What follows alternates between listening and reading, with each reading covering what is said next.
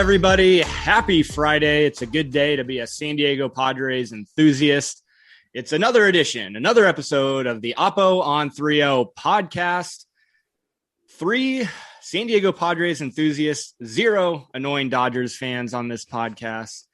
Andy Bishop, Brian Vilvin, and Lacey Yankee bringing you every different perspective from opening day yesterday, as we also head into 3 more games against the Diamondbacks this weekend.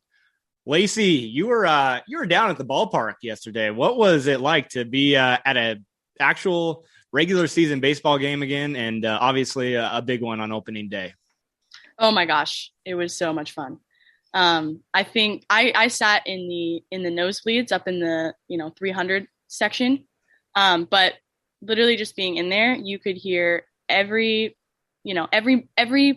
person in that stadium cared that the Padres were going to be the best, one of the best teams that we've seen in Padres history.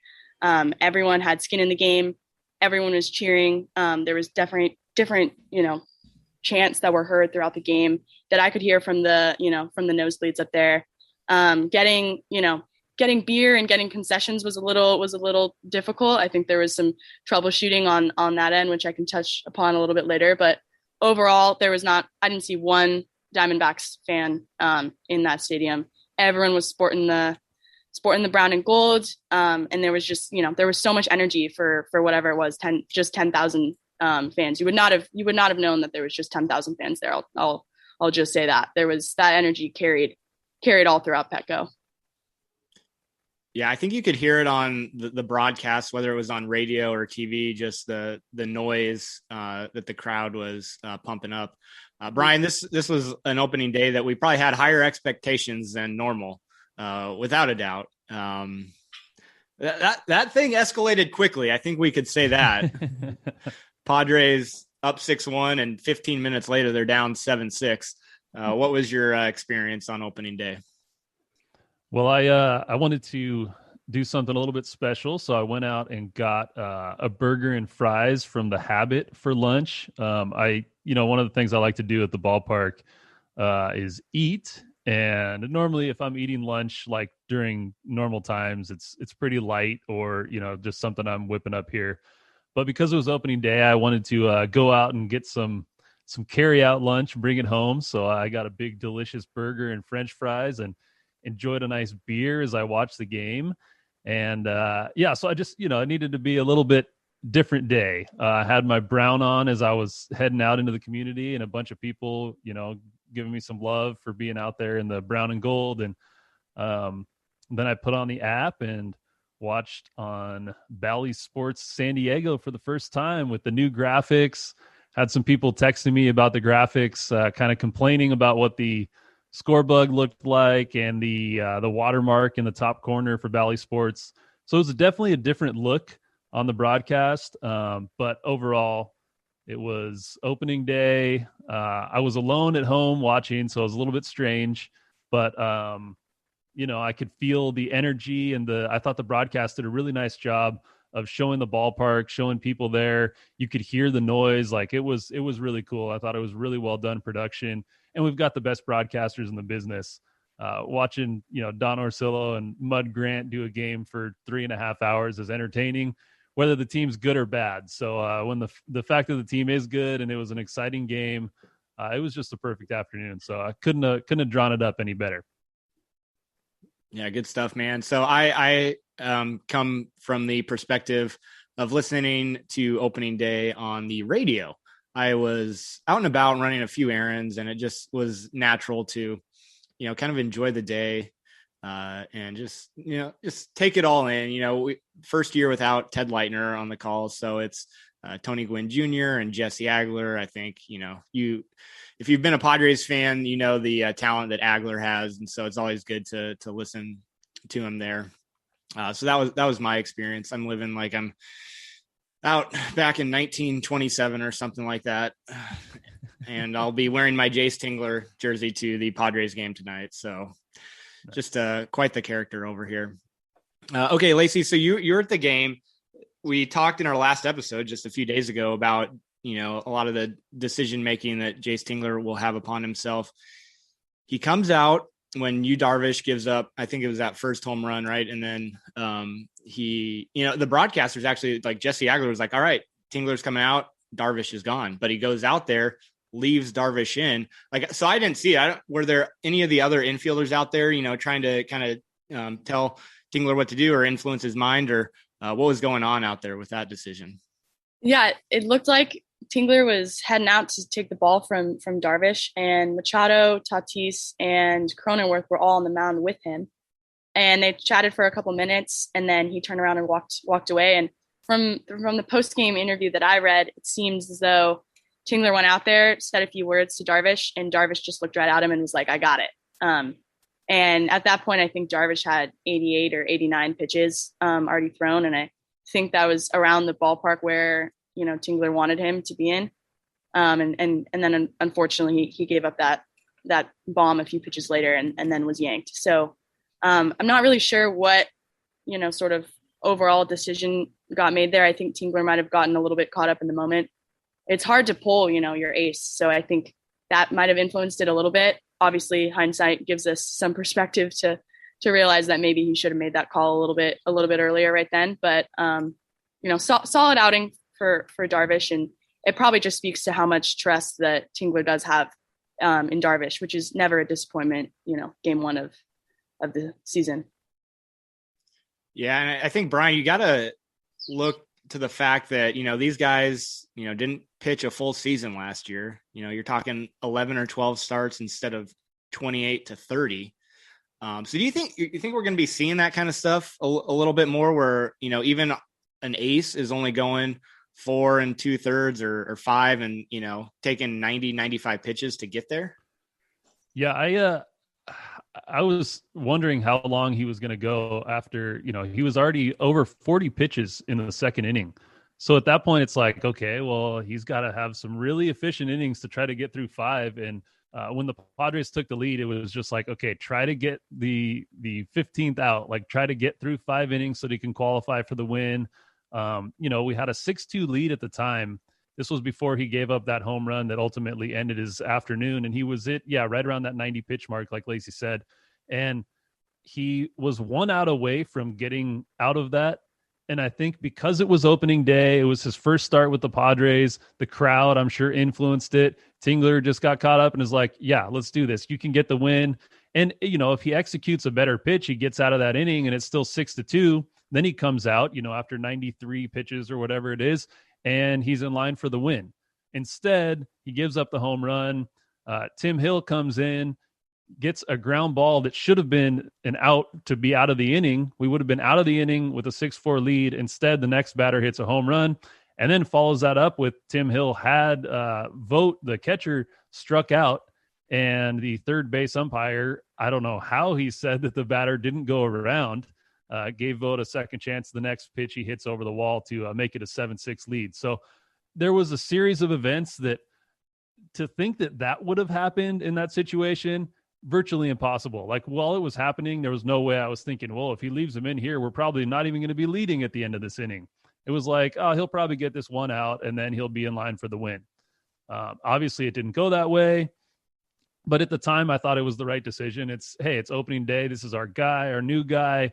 Let's let him go out there and get out of this jam. He was close to it, didn't get it done. But for Darvish, by his standards, giving up 4 runs in 4 2/3 innings, that's about the worst we're going to see from him. Like, he still pitched pretty well, but that's probably, we're not going to see very many outings like that. And the Padres still won the game. So it's crazy to think that, that's the type of team we have where our starting pitcher can go 4 2/3, give up 4 runs, and we are still going to win the ball game. So I think that was encouraging as well. Yeah, the Diamondbacks went a little slam Diego on the Padres yesterday. That was an MLB record. 4 home runs. I guess 4 home runs in the same inning on an opening day. Never been done before. But hey, we came back. I did not know that either. Yeah. So a W is a W. We will certainly take it. Okay. So our homies, Fernando Tatis and Manny Machado didn't exactly have great days at the plate. And then of course Tatis with that error on defense, but That's the beauty of this team is if guys like that have a bad day, you have Eric Hosmer or Jake Cronenworth or Will Myers to back you up. Who stuck out to you yesterday when you were watching that game in person, Lacey? There was a few people that stuck out to me. I think one of the bigger momentum shifters was Will Myers getting that walk in the second inning, I believe. I think he was up against Bumgarner, and he had a 3-2 count and saw 6 more pitches after that and sort of battled through that walk and was able to shift the momentum, get a guy on, and then we sort of created and cranked out a few runs from there. Cronenworth obviously came out to play yesterday too, defensively and offensively. I think in the first inning he had an awesome diving stop to his left at second that ended that first run inning for the Diamondbacks, and then he was 2 for 2 with the walk, got that triple in the 7th that set up Profar nicely to get that sac fly. And then obviously Hosmer had a day. I think we should just start telling Hosmer that every day is opening day because he went 3 for 4. I think he did the same thing last year. Last year, I think he drove in a few more runs than he did this year, but 3 for 4, had a double, almost hit for the cycle, triple shy of the cycle, I think. So, and his batting average was high yesterday compared to, his history with some left-handed pitching. So, those 3 guys kind of stuck out to me, and obviously shows, Tatis and Machado combined for, 1 for 10, and they didn't do as well yesterday as maybe people were expecting. And, it shows the depth of this lineup that some of these other guys can come in there and produce runs when some of their, 2 best guys aren't having the best days at the plate. The 2 guys that stuck out for me that we haven't mentioned yet, one, Victor Caratini, in his first game as a Padre in the catcher's spot. He comes up his first at bat with the bases loaded. And at the time there was 1 out, but Yu Darvish is on deck, which basically is like a free out. So it's almost like I treated that situation as if there were 2 outs, because if he doesn't get one of those runs across, then the Padres aren't going to score. Like Darvish has made it very clear that he has no interest in batting. So he comes up, bases loaded. We'll call it 2 outs, even though there was 1. And he works a good at bat and then fights off a pitch for a base hit to score 2 runs and get the Pods right back in it. That was after Lacey had talked about Will Myers drawing that walk and getting an inning going. But Caratini came up in a huge spot there. Then he comes up in his next at bat, gets another RBI for the Pods. So that's 3 RBIs in his first 2 at bats as a Padre. And we've been, for the last decade or so, we've had completely no offense from the catching position. That's why last year getting Nola was such a big thing for us. So to see Victor Caratini, who's kind of like the forgotten guy, he's not supposed to be the offensive catcher. That's Campusano and Austin Nola. So for him to come up in a big spot like that, pick up his pitcher, give the Pods an early lead, I thought that was huge. And then another at bat later on in the game by Tucupita Marcano, drawing a walk to lead off the inning. This was right after, so this would have been the bottom of the 5th, right after the Diamondbacks had taken the 7-6 lead. Marcano comes up, gets his MLB debut at bat, worked a count. He got squeezed on a couple of calls during the at bat. He should have, seen about 6 balls during the at bat. Instead, he draws a walk, gets all the way over, and then scores on Eric Hosmer's RBI, about 60 dribbler up the middle, that somehow got through and got Marcano in to tie the game. So that was quickly responding after the Diamondbacks scored their 6 runs in the top of the 5th to come back, even up the score at 7 apiece. And for a rookie to show that much poise in his debut appearance, I thought that was pretty awesome. So a couple of guys there that I was not expecting to step up big on opening day that played a big factor in this win. Rolling along here on the Oppo on 3-0 podcast, Andy Bishop, Brian Vilvin, Lacey Yonke. In our preview episode a couple days ago, we hit the topic of a Padres closer who, even a game in, we still maybe don't have the answer, but we saw some semblance of what the Padres will do in late innings when it comes to their bullpen. So we saw first Keone Kela, then Pagan, then Pomeranz, then Melanson. Pretty much they all did their dang job. And so that's why there's still a debate, and, any of these guys could fulfill that role. And it was reassuring on the broadcast Jesse Agler and Tony Gwynn Jr. They were like, we don't really know the answer either. So I was like, man, that reassures me. We aren't so bad here on the Oppo on 3.0 podcast. Brian, after just one game where you saw what Tingler did with those 4 guys, are you any more convinced that, maybe Melanson might be the actual closer? Maybe. I mean, honestly, when we talked last week, I didn't think that Melanson was going to be the guy. I thought it was going to be Pagan. And it's interesting because it kind of played out like last year. Kella stepping in the 6th inning. Like, obviously he wasn't here a year ago, but then in the 7th, that was when toward the end of the year, they had slotted it out where basically it was Pagan in the 7th, Pomerantz in the 8th, and then Rosenthal in the 9th. So then yesterday you just swap out Rosenthal for Melanson. I didn't see that coming. He was probably either 3rd, maybe 4th on the list of those 4 guys that I thought would be the closer, but he got the job done. Every one of those guys got the job done. So it's kind of like we had a closer pitching each of those 4 innings. And obviously the Diamondbacks didn't score a run. So, man, the bullpens of old, the Luke Gregerson, Mike Adams, Heath Bell type bullpens that the Padres have had before, we have something like that now. But before, that was the only thing we had. So, yeah, it was very exciting. All those guys getting the job done. And it may be Melanson's job. It may be closer by committee still. I don't know if we have enough data yet, but I was surprised and extremely pleased with how that worked out. Yeah, Lacey, did you pick up anything on that topic as you were at the game and watching those guys? Any thoughts on that? Yeah, I think like Brian said, we might be seeing this closer by committee, at least, for the first couple series, definitely early on in the season, because as he said, there's not enough data to know which guy is probably going to close out the game most efficiently. But I did notice that Melanson did come out. I don't know if it was his choice or not, but he came out to Thundercat as his walk-up closing 9th inning song, which was kind of electric. A lot of people were very into that. It seemed as though the stadium was fired up to see him come out for that 9th. And, he pitched 7 pitches, got some soft contact on some of his fastballs. So that was exciting to see. I think, it's going to be interesting as we move forward to see which kind of rotation that 6, 7, 8, 9 inning that Tingler chooses every game. It might be different game to game. So we'll see. But I liked it. I thought it was going to be Pagan in that role too, just considering his seasons in the past. But I liked Melanson there. Yeah, he could be the personality for a closer with this team. He walks out to the song. He's got a jersey that's about 2 sizes too big.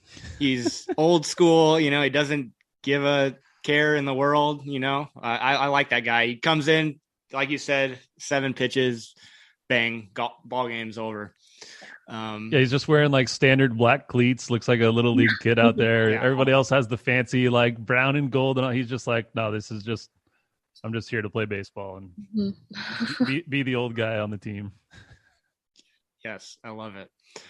Brian, one other thing I want to bring up with you, because I know you tweeted something about it, and you're watching the game on TV, so probably the best perspective for it. But the issue of yesterday's umpire behind the plate, Ted Barrett, a few missed calls, a few incorrect calls, according to most. What were you seeing there as you were watching the game on TV? Yeah, I mean, it just made me want robot umpires. And it's kind of a tricky one too, because now watching on TV, because they have the superimposed strike zone box, like every little thing that's not perfectly in the box or that's in the box that gets called one way or the other, it really is, I guess, unfair to the umpires to have us be judging them based on us getting that and they don't see it.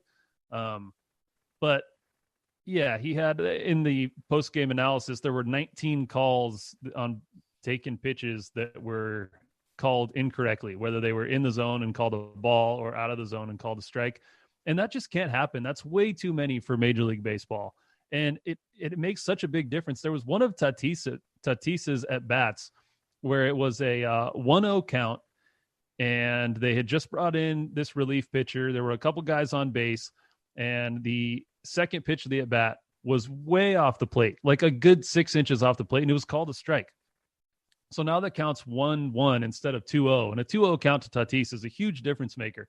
The next pitch was on the inside part of the plate. I may have the order mixed up, but one was inside, one was outside, and all of a sudden you've just expanded the plate to like double its size, because if you have to protect on the inside that much, you got to protect on the outside that much. And then the count went to 1-2. Tatis ends up striking out during that at bat. There's 2 runners on. That's our biggest RBI threat. And he was looking at potentially a 2-0 or a 3-0 count. Instead, it's 1-2. He swings over the top of a pitch and he's out. So, I mean, that could have been a huge factor. If the Pods lose by 1 run, then you look back at that at bat and you're like, wow, this was really a missed opportunity. Then Machado comes up with 2 outs, and obviously he got out because he was 0 for 5. But that's the type of thing that can swing a game in one way or the other. And if you've got players, and like a guy like Tommy Pham, who's got a great eye, knows the strike zone, knows the plate, Jurickson, Profar, when you see those guys reacting, then you know there's something amiss. So yeah, he was having a struggle behind home plate there. And it made me yearn for the days where it's just green light or red light. And I don't know what that would look like. And maybe that would suck too. Like after we see it, we're like, oh God, give me the umps back. But at least it would be fair. I don't know. It was rough. Yeah, definitely an interesting take there, Brian. Lacey, being there at the game, I was listening to the audio broadcast, so I heard plenty of booing. So it seemed like there was a lot of energy, and definitely the crowd was getting into it on some of these calls from the ump.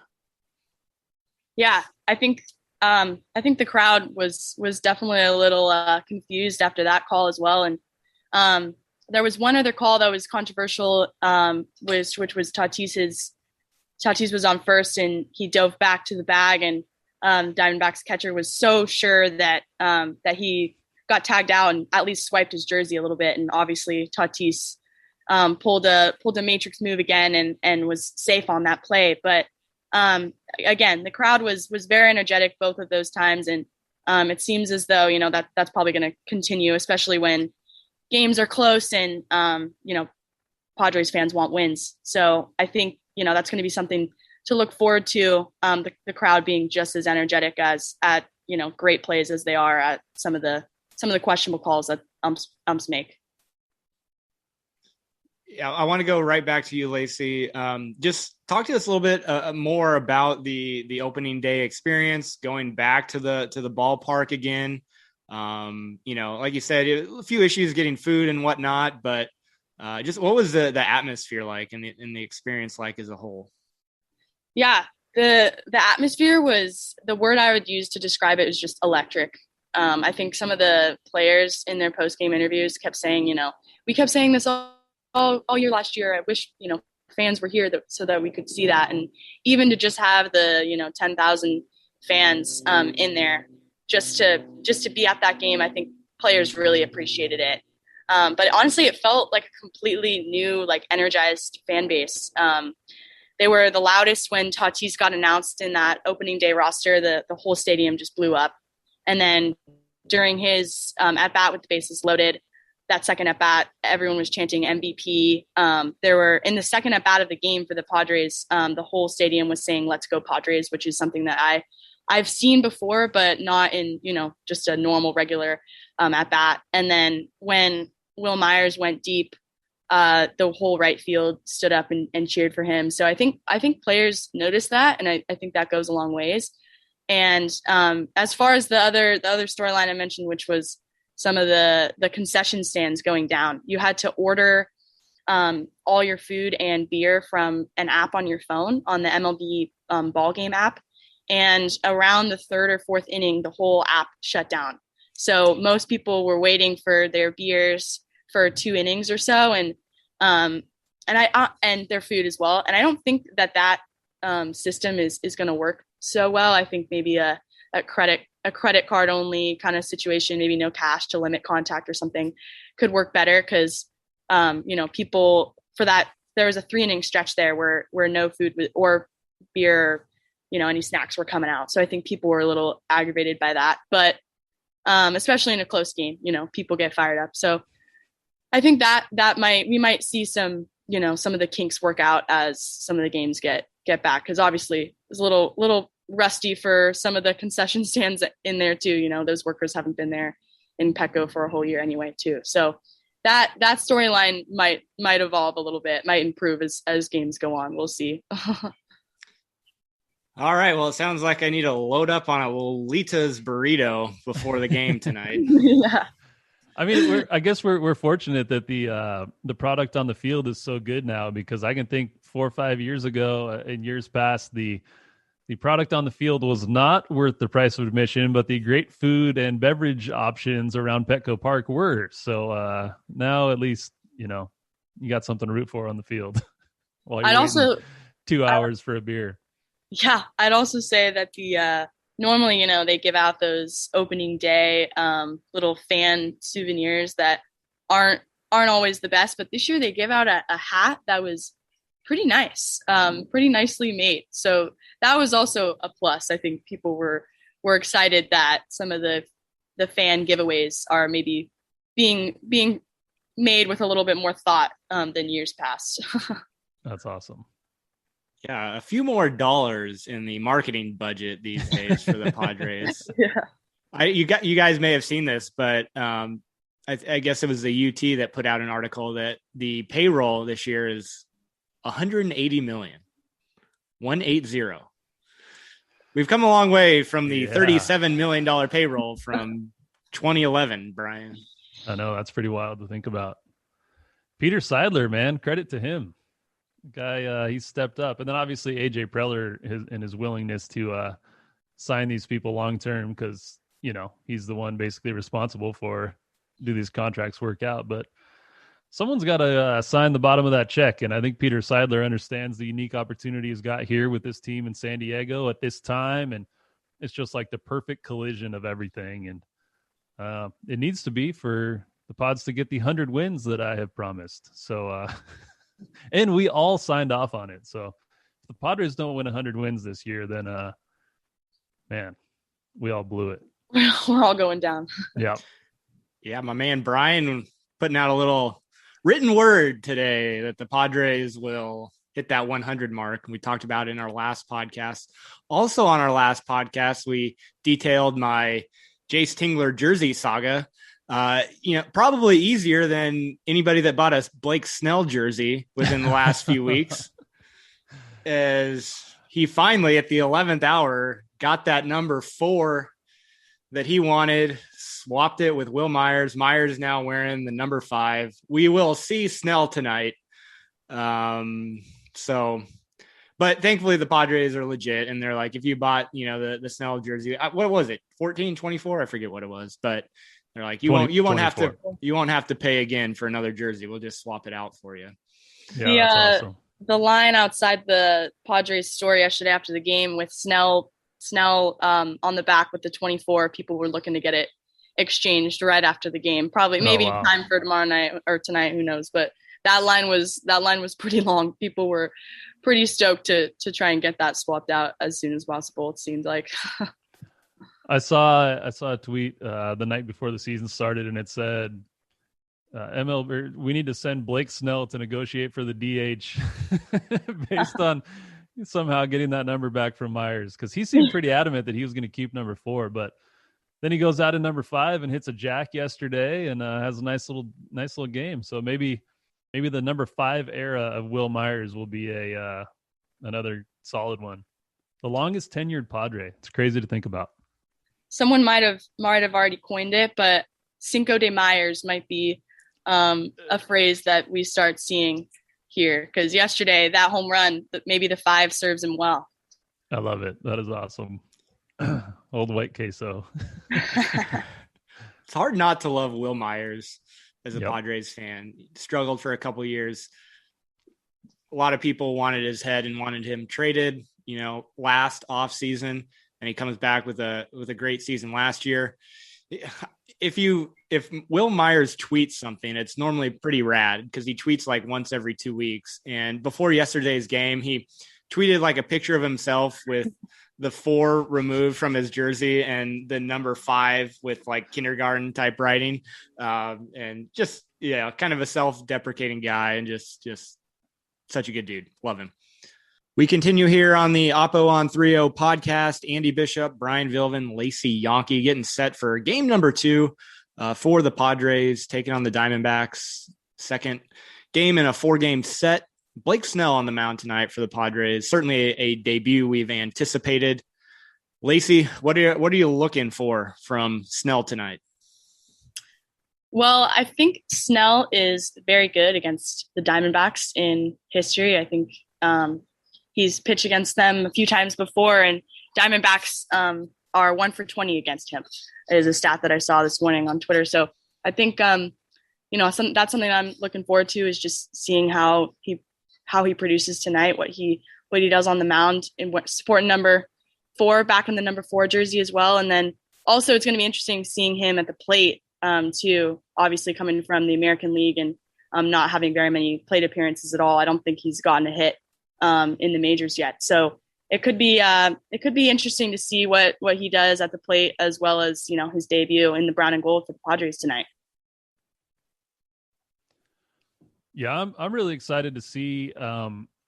It's hard to imagine somebody who had more, I don't know how I want to phrase this, but like more to think about over the offseason. This is a guy who was pitching in the final game of the year. It was game 6 of the World Series. It ended up being the final game of the season.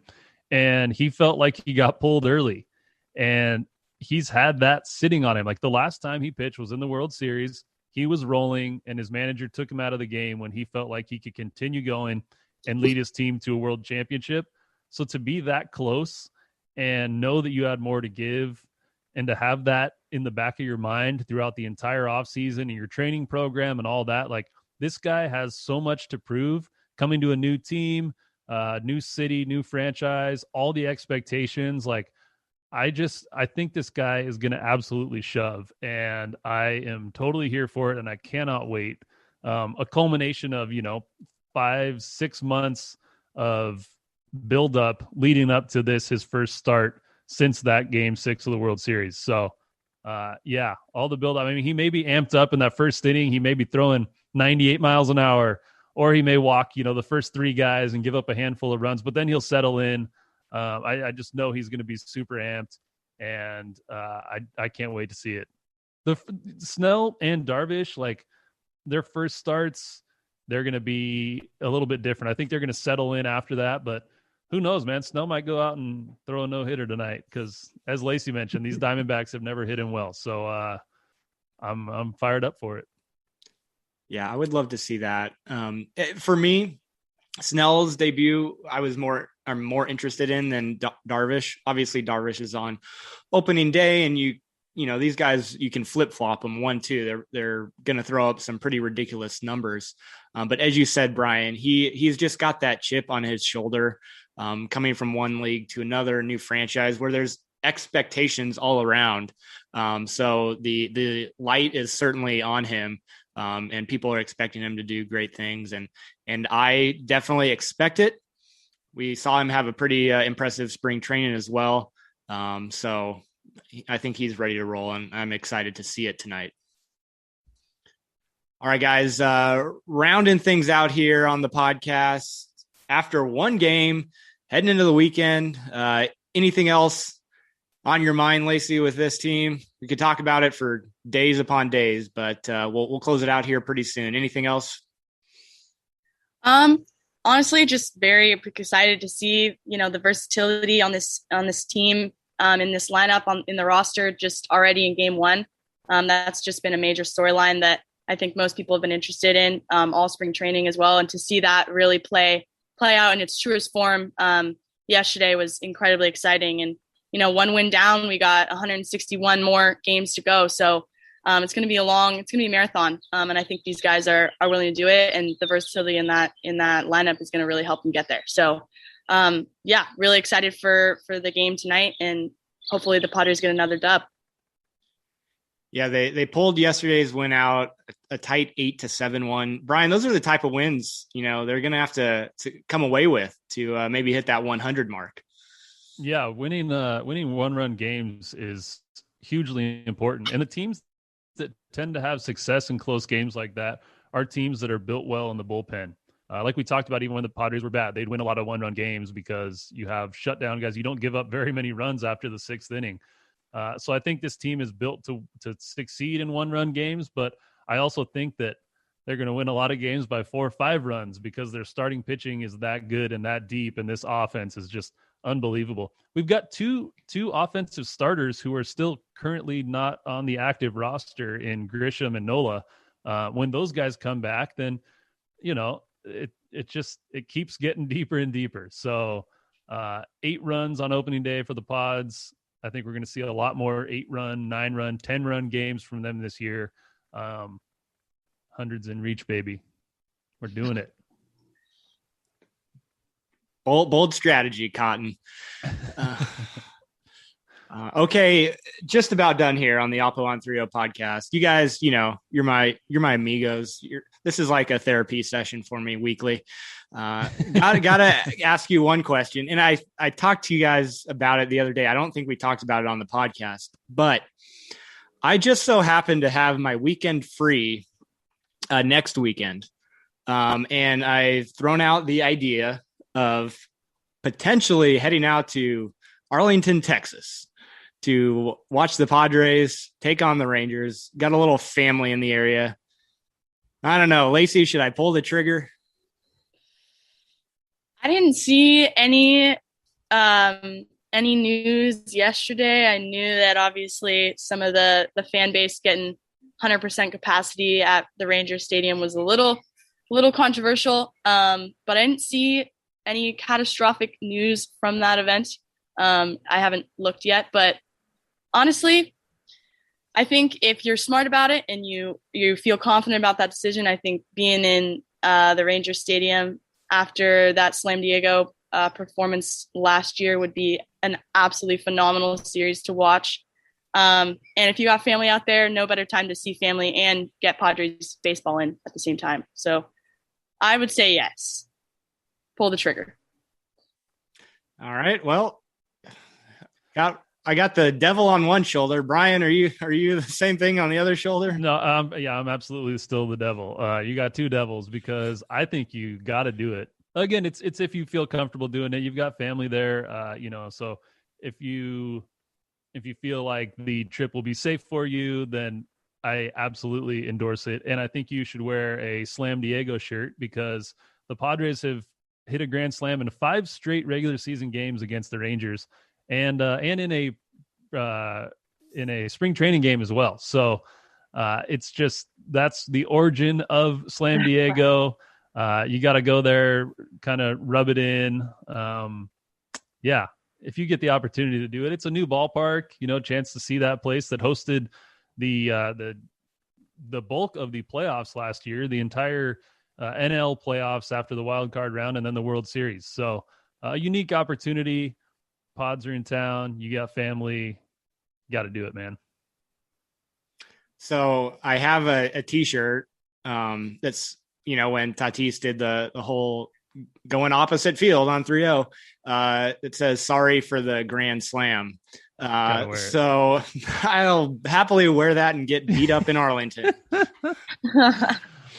Are your cousins big? Can they help defend you if if you get attacked? No, I don't know if there's any Rangers fans that would actually be upset about that. They probably would take it in stride and think that that's cool. And you would not go there and be all in people's face about anything, but it would be pretty cool to wear that there and get a couple pictures. Yeah. So my cousin that's out there, she's a female, and her husband actually does like jujitsu classes and fighting and stuff. So I am bringing him by my side. I love it. Bringing the muscle. Yep. One other thing on that matter. So I was looking at tickets for Globe Life Park or Field or whatever it is. You can get tickets as cheap as $9 to go to Texas Rangers games. I think you have to purchase it day of. Most of the tickets I was looking at, were kind of in the $25 to $50 range. To watch a game at Petco for a single game ticket, pretty much the only thing that's available is a $40 park at the park ticket where you can't even see half of the field. So slightly different situations for the Padres and Rangers these days. All right, guys. Well, that's about it. I guess we'll end there. Lacey Yonke and Brian Vilvin. I'm Andy Bishop. It's been a blast once again. 3 episodes down here on the Oppo on 3.0 podcast. Go Padres.